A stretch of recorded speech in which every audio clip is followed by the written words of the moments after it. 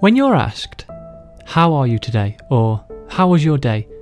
chances are your answer will directly correspond with the quality of the emotions you felt that day. So the question you're really being asked is, what emotions have you been experiencing today?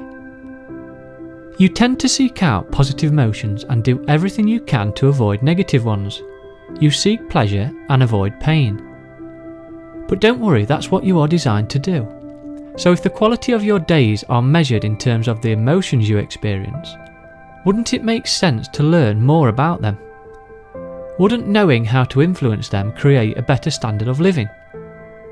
So what's the purpose of having emotions? Why can't you just sit around all day feeling good about yourself?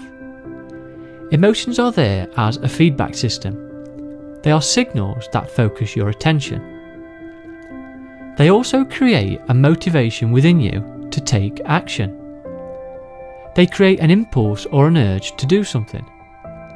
Those impulses usually stick around until you've done something about it. Anger, for example, focuses your attention on the enemy and tends to create an urge to be physical. Emotions motivate you in different ways.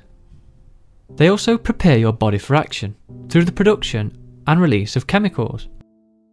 Emotions also act as a form of communication to others. If you're angry, others might pick up on it and stay clear of you. If you experience disgust, you tend to close your mouth and tilt your head back. Others might pick up on these signals without even realising it. In short, emotions notify, motivate, and prepare you to take action. Emotions have evolved to indicate how well you are doing in terms of physical well-being and social well-being. But what determines the emotions you feel? On different days, you might react to the same event quite differently.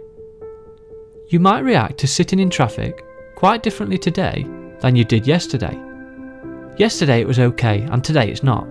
So what's the difference? Professor Mark Leary suggests that it's to do with cognitive appraisal, which is just a fancy saying that really means it's what we think of the event that matters. It's how we assess it. Today the traffic will make you late for work, and yesterday you left on time, so it wasn't an issue. Sometimes this appraisal happens automatically.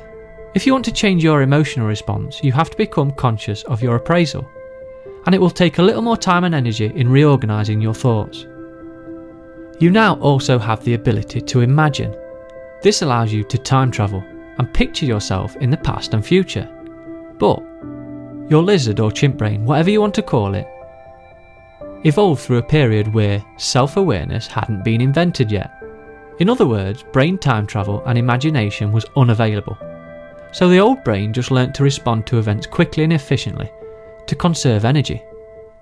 Now sometimes it can't even be bothered to work out the difference between your imagination and the real world.